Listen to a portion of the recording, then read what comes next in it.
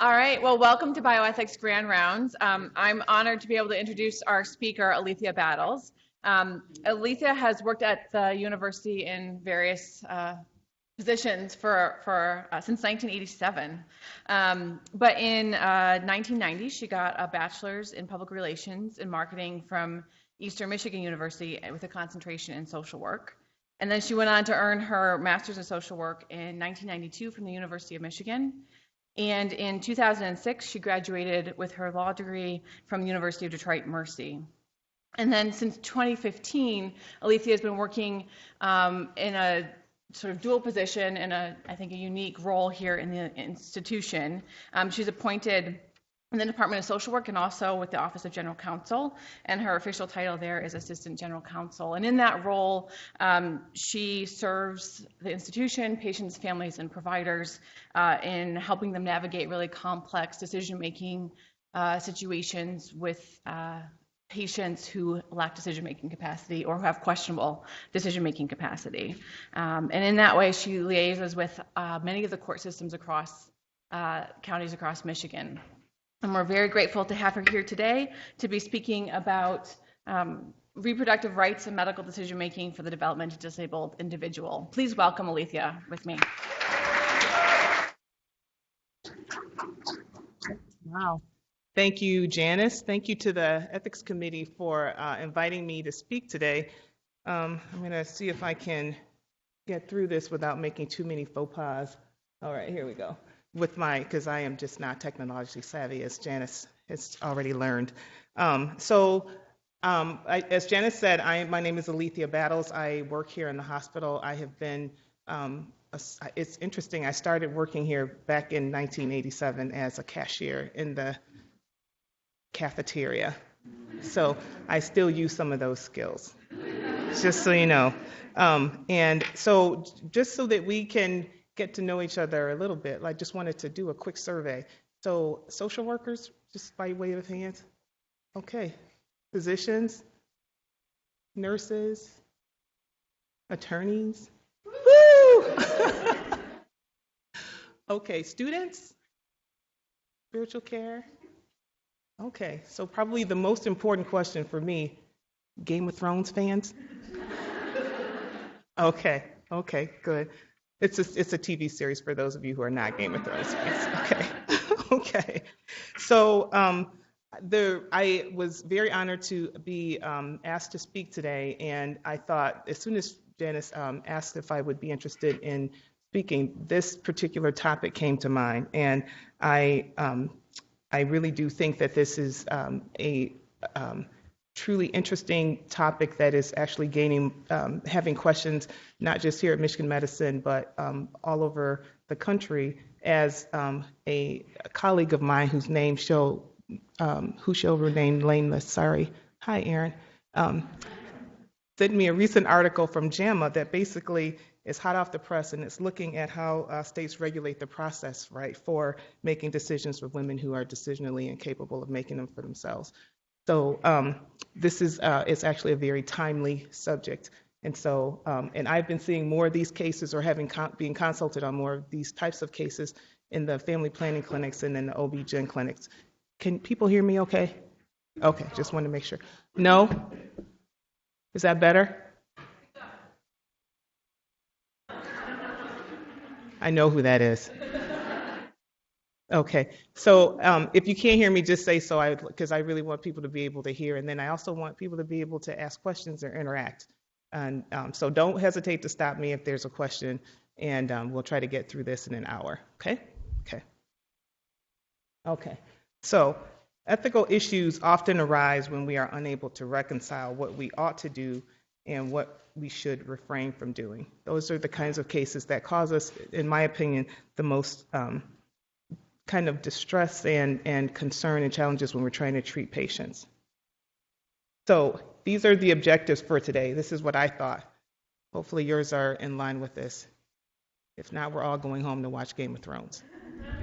Okay, so the objectives for today is for the attendees to understand the difference between guardianship for an incapacitated individual and a developmentally disabled individual. There are two different kinds of guardianship.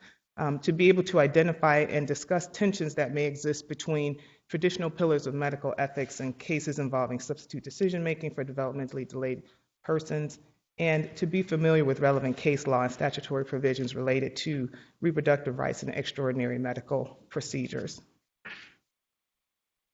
Okay, so treatment-related questions are especially challenging when traditional pillars of medical ethics, so that's autonomy, beneficence, non-maleficence, I knew I was going to mess that up, non-maleficence, and justice are not easily reconciled as in cases involving reproductive rights and medical decision-making for developmentally disabled individuals.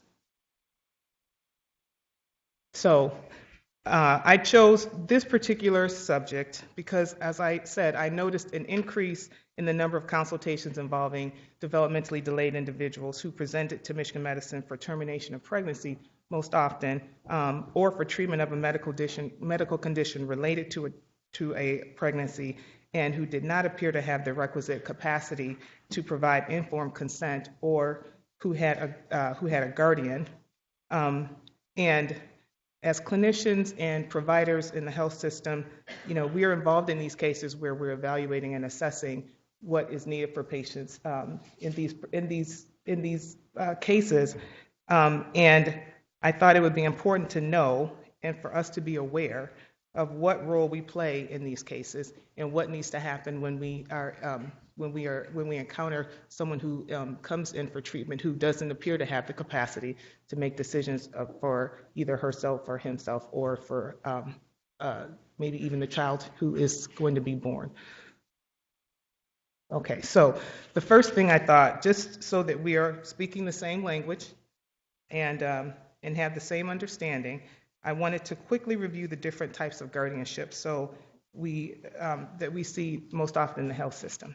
So the first type of guardianship is the guardianship for an incapacitated adult, and the second type is for a developmentally delayed individual. So there are two types of guardianship. They're governed by two different legal standards.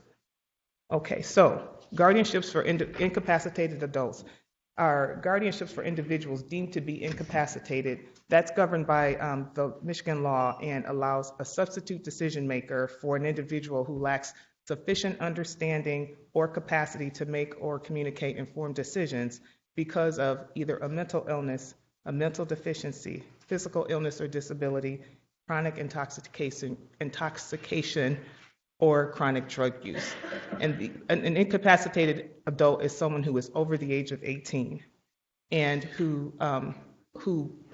for all intents and purposes had been functioning okay, but then has something occur that then requires that they have a substitute decision maker. So the kinds of cases that fall under this prong of the guardianship statute are cases where there is, for example, someone who is involved in a car crash, in a motor vehicle accident, and now has a traumatic brain injury, who had previously been able to function okay, or someone who develops dementia. Those are the cases that would fall under the incapacitated adult prong of guardianship. So guardianship for developmentally delayed individuals is governed by the Mental Health Code and so-called developmental disability, DD, just for short. DD guardians are appointed for individuals deemed to have a severe chronic condition that meets all of the following. It is attributable to a mental or physical impairment or a combination of a mental and physical impairment. It is manifested before the individual was 22 years old, and it is likely to continue indefinitely, and it results in substantial functional limitations. So these are individuals who are usually born with this chronic impairment, and it has to occur before the individual. Those symptoms have to occur before the individual reaches the age of 22. Okay. Any questions so far? What about the motor vehicle accident at 18? What about a person in a motor vehicle accident suffers traumatic brain injury, 18 years? So they're still an incapacitated individual under the incapacitated individual rule. So this is somebody who's had something happen to them as a result of, the medical, right, as a result of the car crash, they're now impaired to the extent that they're not able to make or communicate informed decisions. It's not something that happened. Usually, individuals who fall under DD have had this since,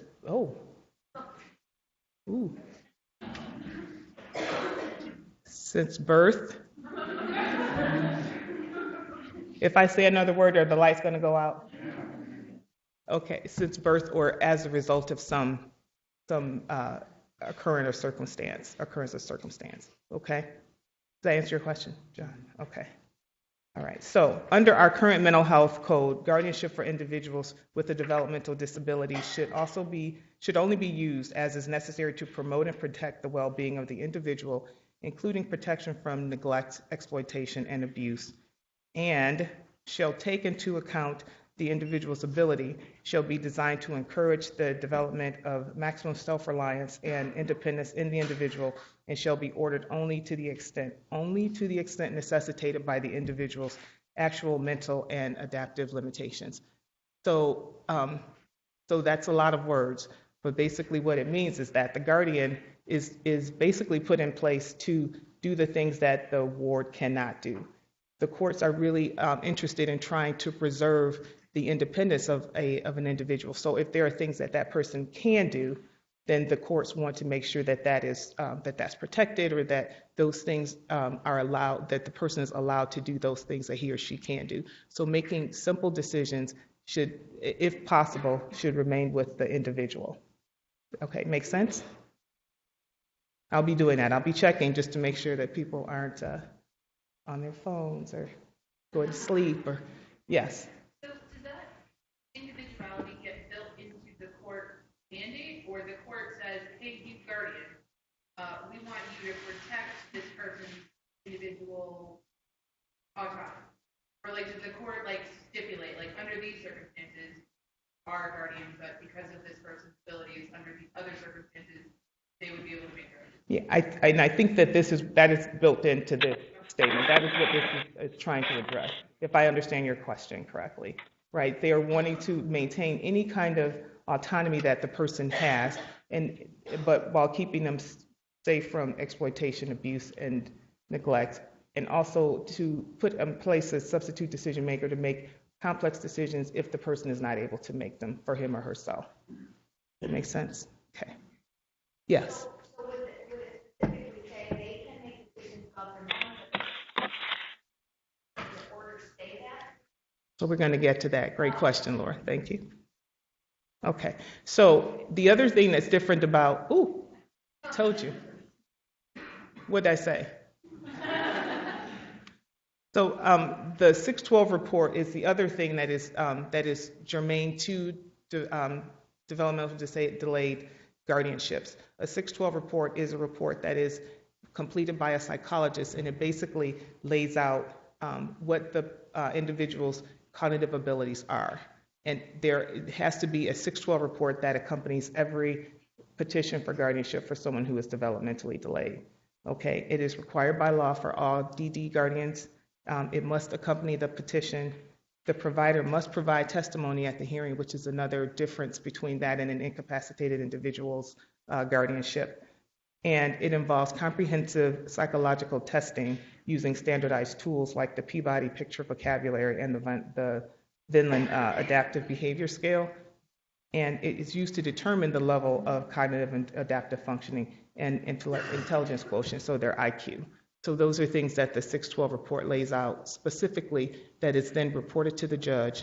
And then the person who is the subject of the petition, the other difference is that they have to be present at the hearing, where in cases involving incapacitated adults, they don't necessarily have to be present at the hearing. They have a choice. But for these cases, the person has to be present, and so does the person who completed the testing. Okay. You guys are going to know as much as everybody when this is done. Okay, so, and this is kind of in response to your question, Laura. So, God bless you. DD guardianship may be plenary, full, or partial. Okay, this is an important distinction because the court grants partial guardianship, if the court grants partial guardianship, the guardian's authority may or may not include medical decision making, right? So partial guardianship usually limits the guardian's authority in some way. And you're right, Laura, this distinction should be clearly stated on the letters of guardianship and should read something like, or actually it should read, the guardian's authority is limited to those acts specifically set forth below. And usually the judge will write in or type in what it is that they're able to do. So medical decisions, placement decisions, financial decisions, things like that. So that's where they specifically tell you what the guardian is able to do. This becomes really important in cases, and the cases that we're talking about involving reproductive rights. So if a person comes in who's developmentally delayed, has a guardian, they have their letters of guardianship, and it says that this is a partial guardianship basically for placement decisions. That means that there's nothing in the letters that indicates that this person should be making medical decisions. And it also, and we'll talk about this in just a second, doesn't address whether or not this person has the authority to consent to an extraordinary medical procedure, which is what we're going to talk about in just a second. Does that answer your question, Laura? Okay. Okay, so plenary guardians or full guardians or partial guardians are allowed to make routine medical decisions for their ward or the developmentally disabled individual. However, Michigan law does not extend this power to the authorization of extraordinary medical procedures, which includes but is not limited to sterilization, including vasectomies, abortion, organ transplants from the ward to another person, and experimental treatment. So guardians of individuals with developmental disability must petition the probate court for specific authority to consent to extraordinary medical procedures. So, and we'll talk about this a little bit more, but when we have someone who presents to the hospital and is who has a developmental disability, whether or not they have a guardian, we need to address it, right? We at the hospital who are going to be performing that procedure should be having these discussions with the guardian. Hopefully there is a guardian, but if not, I'm going to tell you what you do. Okay, so extraordinary medical procedures is not clearly defined in the statute, but it appears to add extra protection related to reproductive rights of the developmentally disabled individual. Okay, so now I'm going to talk a little bit about case law related to this extraordinary medical procedure and whether or not the court has the authority to make or to grant the guardian the permission to make decisions for someone who's developmentally delayed. So, In re Worthing is a Michigan case that started in 1986 and went all the way through to 1997. You know, the court just takes its time sometimes in making these decisions because they're important. 11 years. It involved an 11-year battle. It began here in Michigan, in Flint, Michigan, and it went all the way up to the Michigan Supreme Court. The issue before the Michigan Supreme Court was whether the probate court had the authority to permit a guardian of a developmentally disabled individual to consent to a tubal ligation for birth control purposes. And ultimately, the Michigan Supreme Court said it does. Okay, so the details of this case are that in 1986, the parents and guardians of an 18-year-old individual, her name was Laura Faye Worthing, petitioned the Genesee County Probate Court for authorization for a tubal ligation for birth control purposes. The guardians, her parents, wanted her sterilized because they worried she could be subjected to sexual assaults and might get pregnant if forced to live in a group home after they died. So this was them trying to plan ahead and provide protections for their daughter in the event that they died and someone else took over as her guardian. Okay, so in granting the guardian's request, the court considered several specific findings of fact, including that, and this is not all 19, but these are the ones that I feel like are most relevant for our purposes here. So Laura Faye had an IQ in the upper 20s or lower 30s. That the purpose of the sterilization procedure would be to protect the ward from becoming pregnant and from giving birth to a child she would be totally incapable of caring for. It found that Laura Faye had no ability to understand the relationship between sexual intercourse and pregnancy. It found that Laura Faye has no understanding of the birth process, that Laura Faye has no ability to make an informed consent to intercourse, that a pregnancy and birth may carry a greater physical risk and a greater risk physically and psychologically to Laura Faye than a tubal ligation. And it found that, you see I bolded this, no physician will perform and no hospital will allow a sterilization procedure to be performed on a developmentally delayed person without court order authorizing the guardian to consent. So therein is the crux of why we're having this discussion. Okay, so here's a discussion question. What should happen if an individual similarly situated to Laura Faye presented to Michigan Medicine seeking birth control and she did not have a guardian?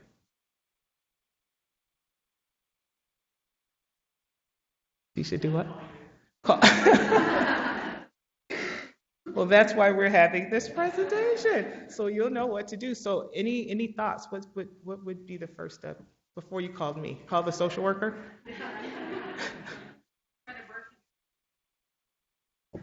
You choose. What kind of birth control, Denise? I guess asking why. Guardians want. Are we assuming they don't have? Oh, did not have a guardian. Okay. Yeah. Make a decision. If she was, so when I say similarly situated to Laura Faye, so her IQ was like in the low 20s. It's true. And you're absolutely right. So let me just say a little bit about that, because what happens in the absence of a guardian, right, is that a person is assumed, if there is no guardian, they are assumed to have the capacity to make these decisions for themselves.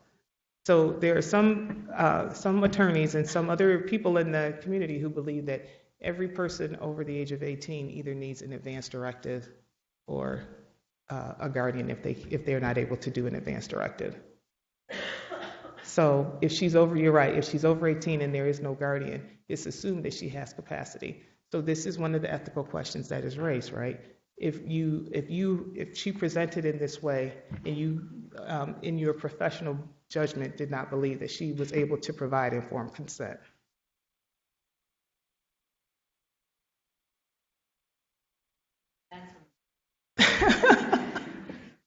Right, you could call me, but you are now, because you've been sitting here with me for the last 25 minutes, you know that the Michigan law requires at least that these questions should be asked, right? They should be addressed. If you believe that this person does not have the capacity to make those decisions, then there's another set of questions that you're wanting to ask, right? And I guess that's what I was trying to get at, right? There are other questions that need to be asked. Yeah, go ahead. Why is she asking? And right, why is she asking for birth control? Because you said Laura. Okay, well maybe this is a trickier question. But you're right. Go ahead.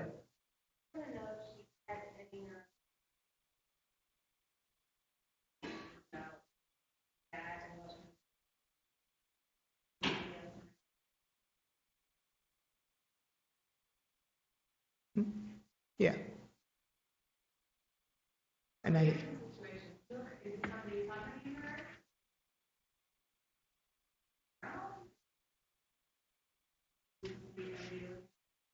Is that Elsa? See, we go straight there. We're doing a full-blown assessment. And you're right, you're absolutely right, and I don't mean to make light of it, but I only asked the question because this is actually, I think that this has the potential to happen, right, in some of the patients or some of the cases that we see, right? And it's fine if you call me, or if you call Denise, or if you call your social worker. I think that that's fine.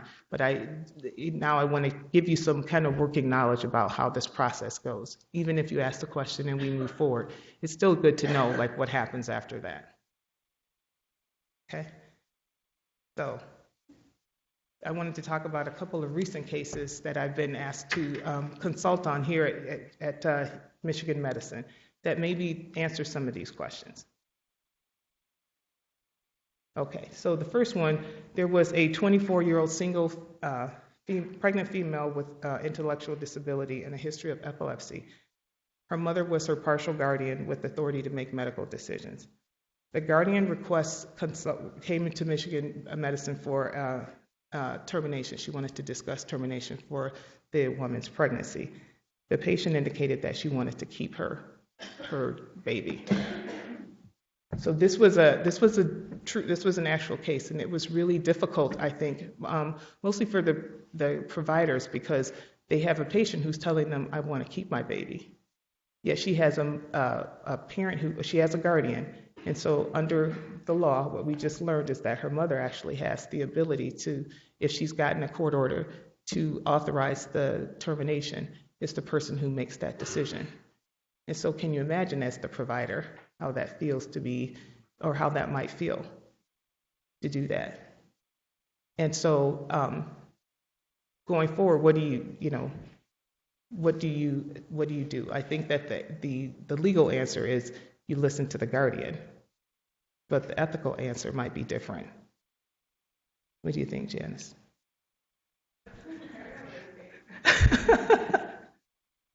Yeah, so not always so simple and straightforward. Yes.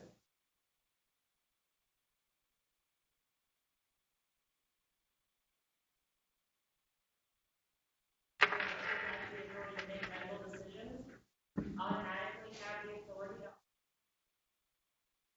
or do they need a special permission? Right? Yes. Oh, go ahead. Then you.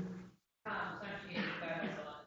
I remember we went back and asked why she wished to, and her answer was that, should I tell you? No, you can tell. Go ahead. But so it's an obvious question to say, hey, why are you pregnant? Because I just went to my cousin's baby shower with a lot of, which indicated to us that even though she was saying she wished pregnancy, she Yes. Yes. Go ahead.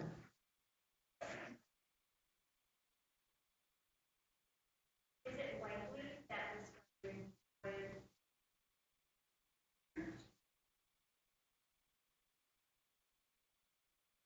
Yes, it's likely. As long as there can be evidence presented to the court that is what the guardian believes is in the best interest of the individual. Other questions? Okay. Oh, see, now I'm going backwards.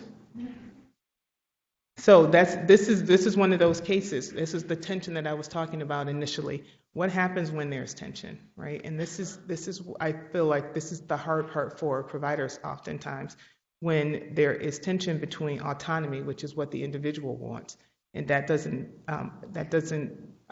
bide well with what is in that individual's best interest, right? Or what is just and fair. Because in this particular case, what the individual wants is different than what the guardian wants, which the guardian thinks is in her best interest. But also, if she were allowed to proceed with the pregnancy, it would be placing the burden quite possibly for helping to raise that child or to parent that child on the guardian or on family or on society as a whole. Right, and so that's what I mean when I say there are tensions sometimes in these ethics pillars, these medical ethics pillars. Yes.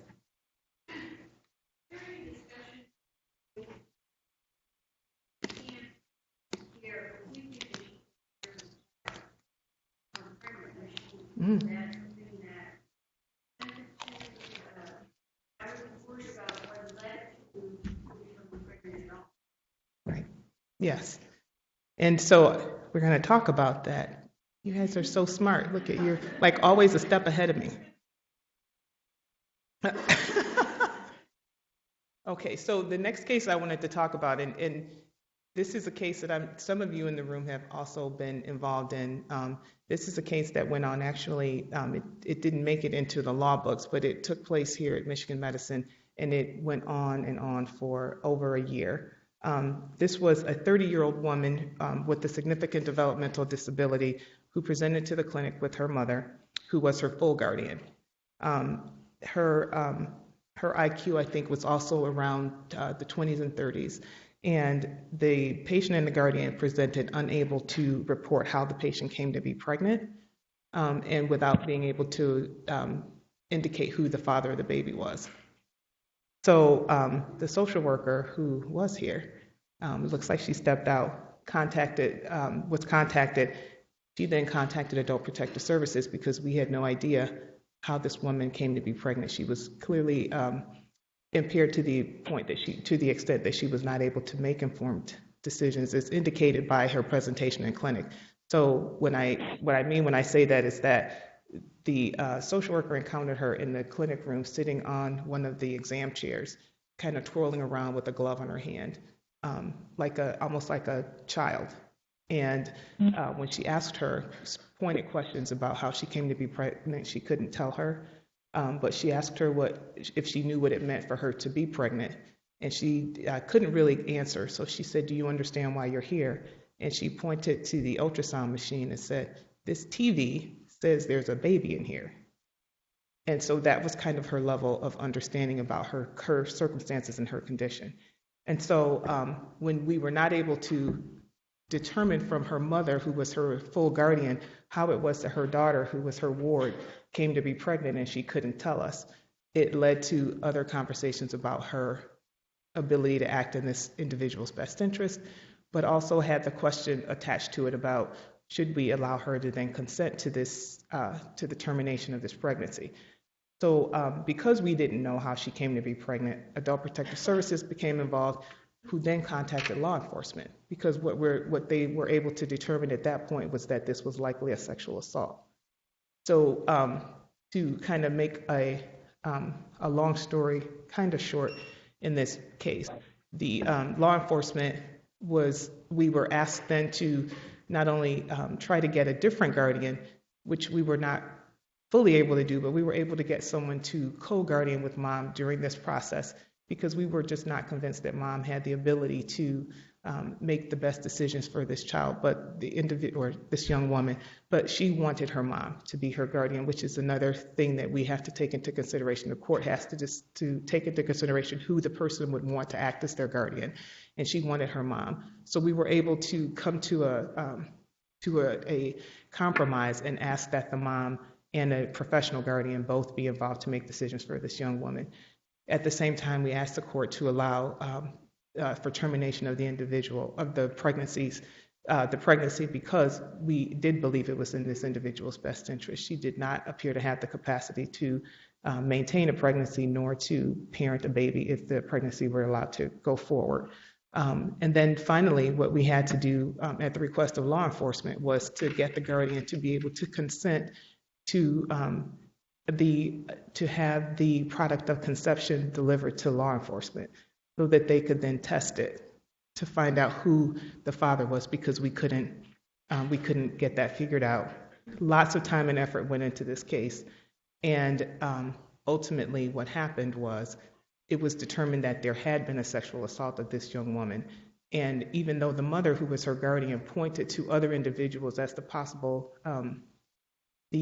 perpetrators of this assault, as it turned out, the person who had assaulted her was right in her backyard. It was her stepfather.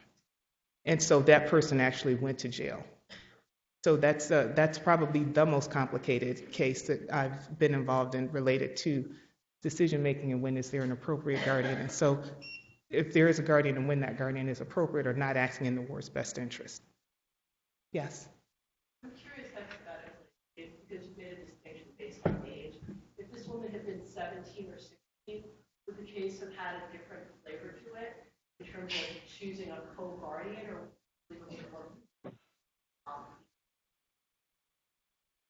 So, and if she were a minor, I think, right, it's a different scenario, because as a minor, her mother was still able to make some decisions for her, right, as a minor. So when you reach the age of 18 is when you're deemed to be an adult, and then you have to have a surrogate decision maker if you're not able to make your own decisions.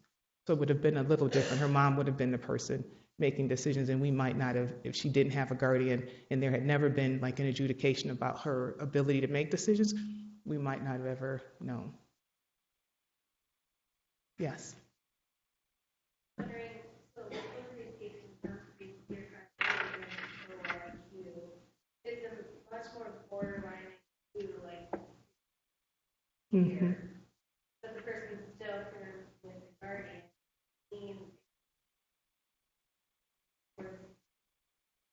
So I have not seen it go the other way, but that's a really good question, because you're right. I think that there could be degrees to a person's abilities, right? There may be people who have guardians in place to make complex medical decisions or other kinds of decisions, but the individual still is able to live independently or live with someone else and make some decisions on his or her on her own. And so when it comes to these kinds of extraordinary medical procedures, though, if there is a guardian in place, I would always suggest going to the court to get authority. It doesn't necessarily address like what different levels of capacity there are, and like at what point does the person exhibit the ability to make informed consent.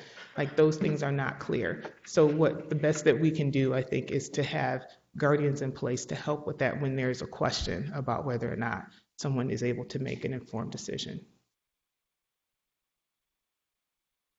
Yes. Does Michigan Medicine ever set a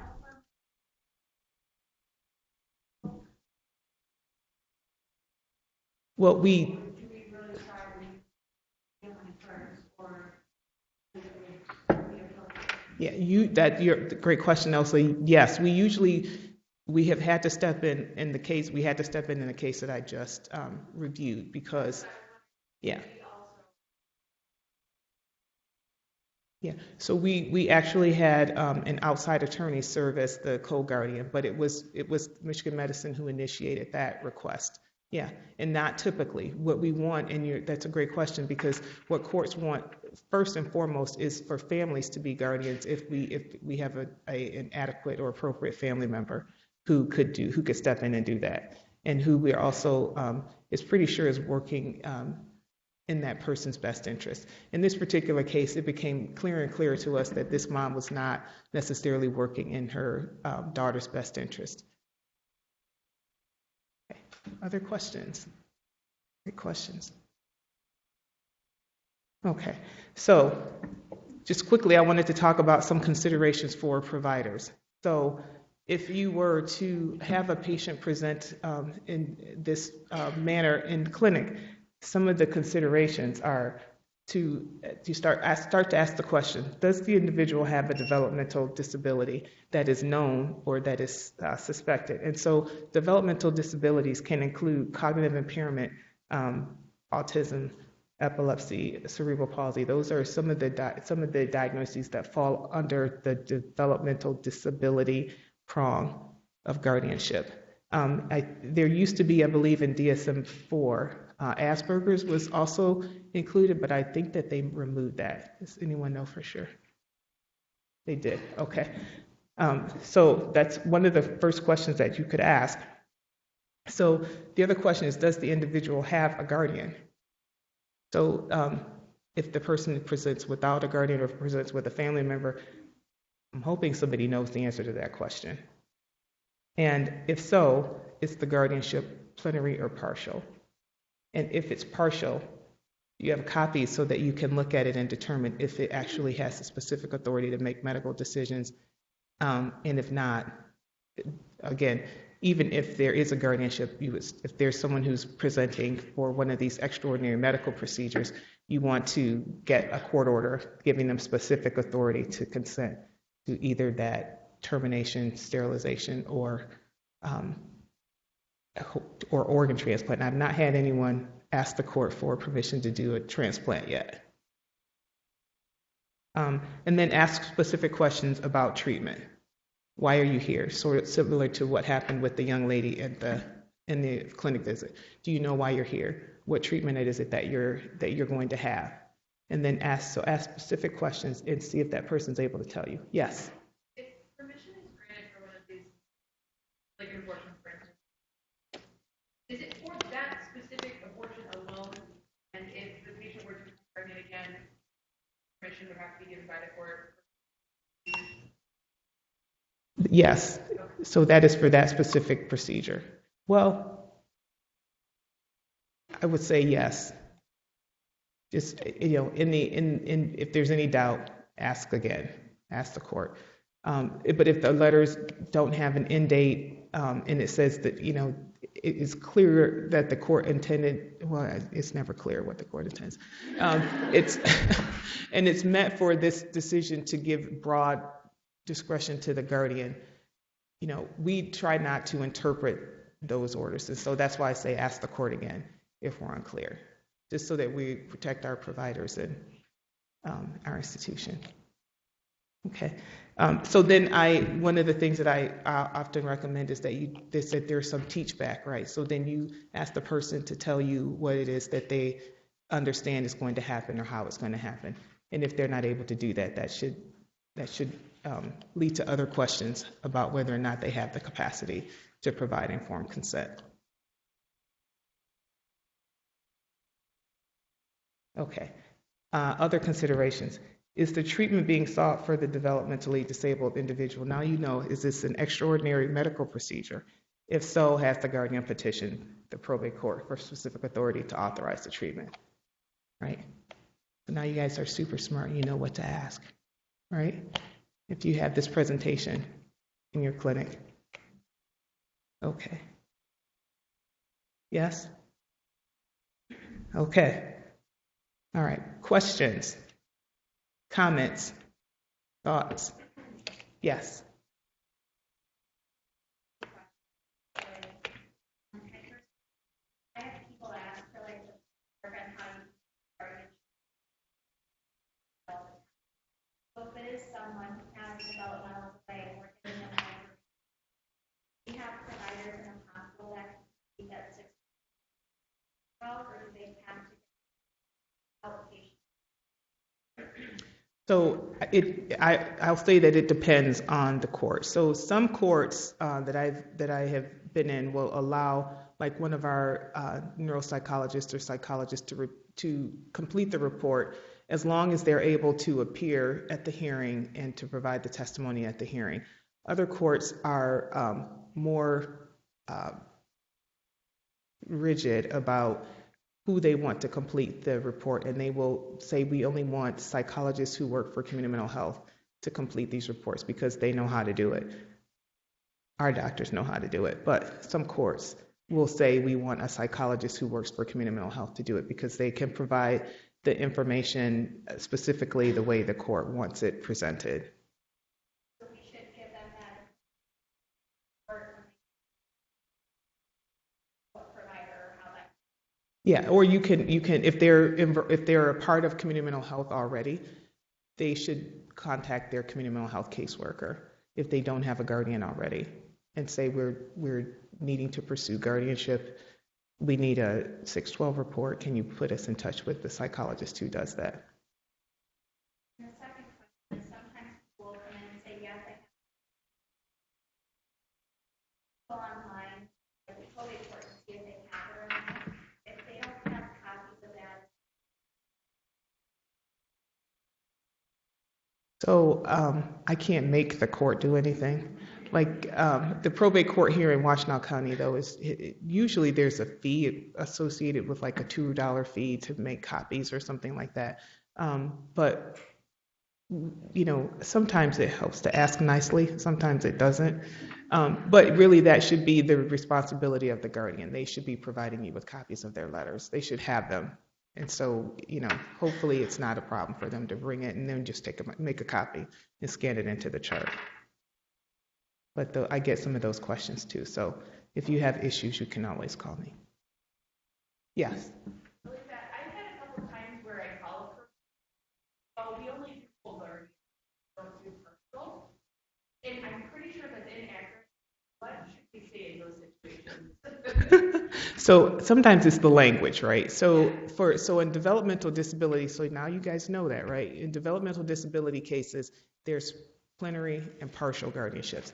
For incapacitated individuals, there's full guardian and limited guardianship. So that's probably, it's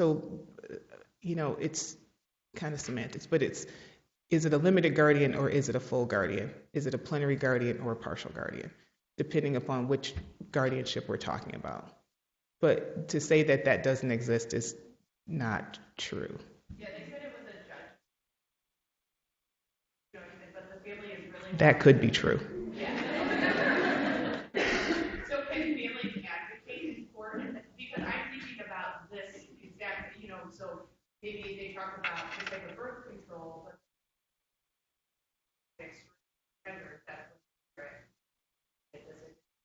So to me, if a young woman can make decisions about birth control, but help with surgical decisions or other things, I think that or it's a partial, but that's where when I pre-call probate courts to figure out, hey, what's the best process?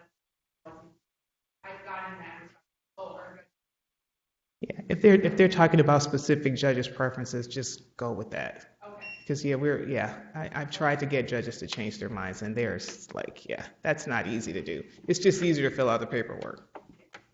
Yes.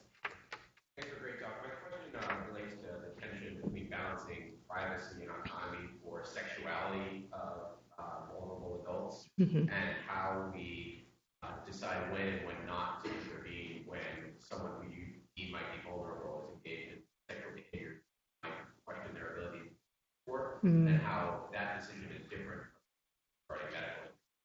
Yeah. So having discussions about contraceptives and when to start them, is that the question? Are you? So a case that an individual who is delayed in a group home, who is in a sexual relationship with another group home member, and a concern about whether or not that was a consenting and appropriate relationship for the two of them to be engaged in. She was asking for birth control, but the tension was, do we have an obligation to call APS or someone else simply to disclose the fact that this individual may or may not be able to consent, in our eyes, to a sexual encounter? Wow, that is a very good question, and it actually came up in this case, in the case that I talked about with the 30-year-old, because her mother, who was her guardian, thought that, well, she's a woman, she has woman's needs, and she should be able to have sex. And so then the question was raised during the hearing about her ability to provide informed consent to sexual intercourse. And I think that question came up again in the criminal case, because the other side of that question is whether we as a society are saying that because you have a developmental disability, you can't have sex, right? So then you start that's absolutely one of those ethically charged questions where, because I have a developmental disability does not mean that I don't want to be in a relationship. It doesn't mean that I don't want to have intercourse. And so the way that it was addressed in court was that you should be able to have sex. And it shouldn't be the guardian who tells you who you can have sex with, but it should be the guardian who tells you who you can't have sex with, right? So someone who is clearly manipulating or exploiting you, or who is being abusive because of your vulnerability, it is then the guardian's kind of responsibility almost to then say no more of that. So in the case that you're presenting, when you have two individuals who are similarly situated, if they both have guardians, and there has been some discussion with them, so there's got to be some comfort level with the fact that this is being done consensually as much as you can make that determination, right, for someone who's developmentally disabled. But you don't want to totally remove all of their liberties, right? You want them to be able to enjoy life and liberty and things like that. But it raises the ethical question. I'm not sure if I've answered the question, but it's a great one. It really is. And it came up in court, so you're spot on. Yes.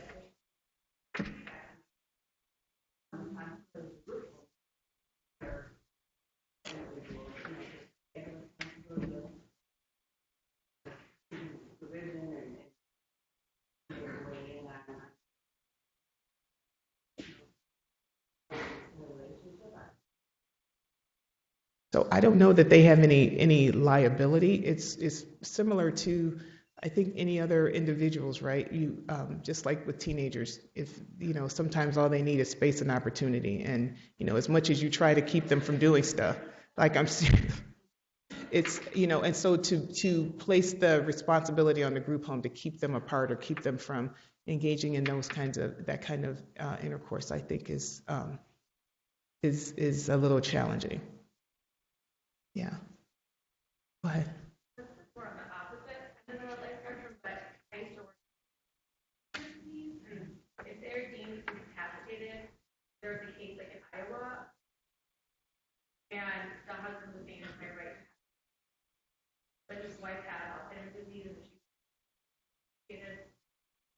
Ooh. I know it's different. No, it actually is another, we had another similar case.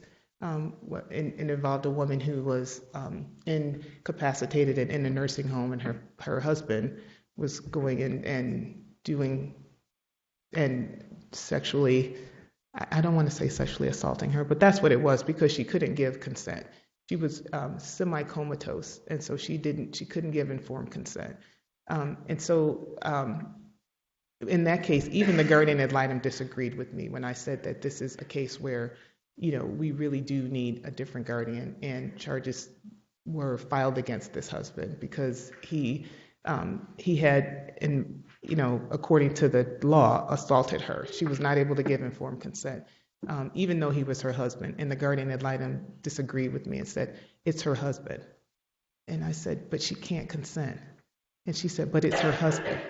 And I said, but she still can't consent. I said, how do we know she would want this done to her? And so similarly, I think that, it's a really great question, but if she's not able to give informed consent, it's tough. And yes, I'm sorry. Wonderful talk. Thank you. You're welcome. We've had Thanks. the opportunity to work on. I wanted to highlight. We've had a few cases where we were concerned that the guardian was on behalf of the ward, and additionally that the guardian's own agenda was coming into play, particularly with the guardian who was opposed to abortion. I'm wondering, because in the two that you highlighted, the guardians were supportive of abortion, but how we have these discussions when it's the opposite. Yeah. So, great question. And then in those cases, what then happens is there's usually an evidentiary hearing of some sort where there is evidence presented to the court and a determination is made based on that evidence about what is in the ward's best interest and why the guardian is requesting a certain relief. Like, why is the guardian requesting that we not pursue termination? And that person has to be able to convince the court that the reason that they're requesting what it is they're requesting is because that is what's clearly in the ward's best interest and not necessarily in their own best interest. Other questions? Yeah. I would say it is an extraordinary measure of really developmental delay. Correct. And so I'm wondering about transplant. Have you got an order from your judge at that time? I'm thinking about the plan or that.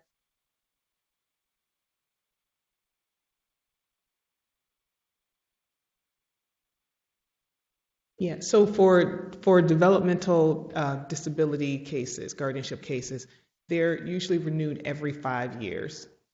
So there's a hearing that is held where they have to come in order to get new letters of authority. They have to come to court and basically explain or tell the judge that things are either the same, they've changed, this is different, this is what we're requesting. That happens every 5 years. It's not the case with incapacitated individuals.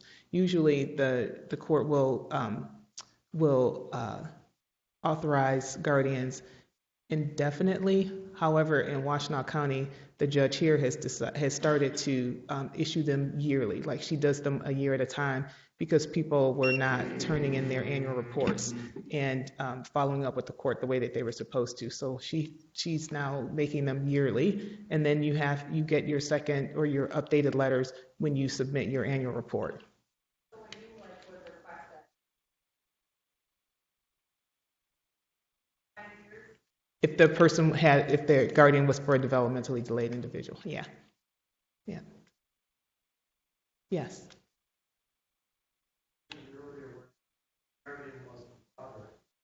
Is the court order mandatory to So that was. So law enforcement basically took that over. They were able to have, so I gave you kind of the abbreviated version of that case. Like I said, it went on for a long time, but the court got information from different sources that it was likely that this person was the father of the baby. And so because they had the product of conception, they were able to test that, and then they were able to get a court order to get his DNA based on information that they had, which was probable cause for them to go and get a court order and then to get his DNA, and that's how they found out who it was. Yeah. Yes.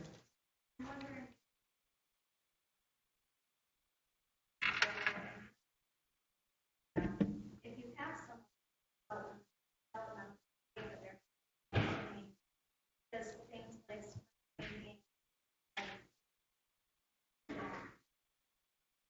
I would say yes. Anytime there's a question or anytime we're not sure, the court doesn't specifically, like I stated before, it doesn't specifically talk about what constitutes an extraordinary medical procedure, but I would ask the court for permission just to be on the safe side. You're welcome. Thanks everyone for coming. Let's thank Alethia.